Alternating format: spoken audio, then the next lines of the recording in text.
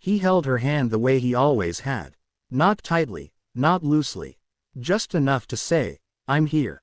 I'm not going anywhere." The hospital room smelled of medicine and silence.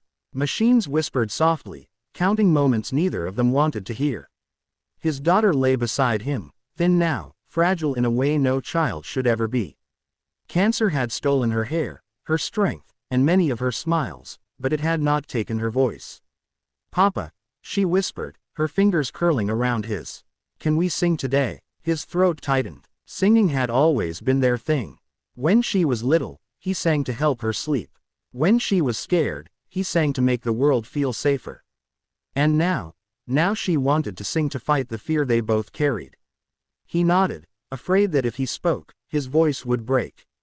They chose a simple song. One they had sung 100 times before.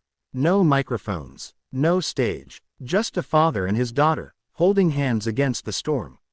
Her voice came first, soft, trembling, but brave. Each word felt like a small victory over the pain she lived with every day. Then he joined in, his voice deeper, steady, trying to be strong enough for both of them. Nurses stopped walking. Doctors paused at the door. Even the machines seemed quieter, as if the room itself was listening. She leaned her head against his shoulder halfway through the song. He felt how light she had become. Too light. His mind flooded with memories. Her first day of school, holding his finger the same way she held his hand now. Her laughter in the rain. The way she used to run toward him yelling, "Papa," like the world had no pain in it. And now he sang like every note was a prayer. Her voice wavered near the end. He squeezed her hand gently. "I've got you," he whispered between lyrics. She smiled, a tired smile, but a real one. When the song ended, the room was silent. Not because no one felt anything, but because everyone felt too much. A nurse wiped her eyes. A doctor looked away, pretending to check a chart. Someone in the hallway was crying openly. The father pressed his forehead against his daughter's. "You were perfect," he said. She shook her head slightly. "No, Papa, we were." That duet wasn't just a song. It was love refusing to give up. It was a father saying, "I'll carry your pain with you." It was a daughter saying, "I'm not afraid because you're here." Later that night, when she fell asleep with his hand still in hers, he stayed awake. He listened to her breathing like it was the most precious music in the world. He knew he couldn't fight cancer for her.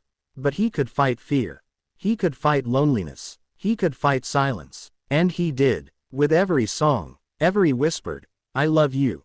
Every moment he refused to let go of her hand. Some battles aren't won with medicine. They're won with love so powerful that even pain pauses to listen. And that night, in a quiet hospital room, a father and his daughter reminded everyone of something important. That night, he didn't sleep. He counted her breaths, like they were fragile promises. Her hand was still in his. Warm, small, trusting. At dawn, she opened her eyes and smiled. "Papa, did you hear it?" He leaned closer. "Hear what, my angel?" "Our song," she whispered. "It's still playing." Tears filled his eyes, but he smiled anyway. "Yes," he said, "I hear it everywhere." She squeezed his hand, not hard, just enough to say, "Don't be afraid." Then she closed her eyes again. The machines kept moving, but her chest did not. The room went quiet, too quiet. A father's heart broke in a way no sound could describe, but he didn't let go of her hand. Not when the doctors came. Not when the nurses cried. Not even when the world told him she was gone. Because love doesn't end when breathing stops. Weeks later, he stood alone on a small stage.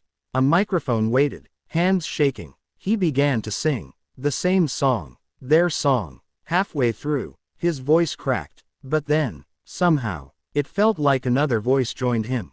Soft, familiar, brave. And for a moment, he wasn't alone. Somewhere beyond pain, beyond cancer, beyond goodbye, a daughter was still holding her father's hand.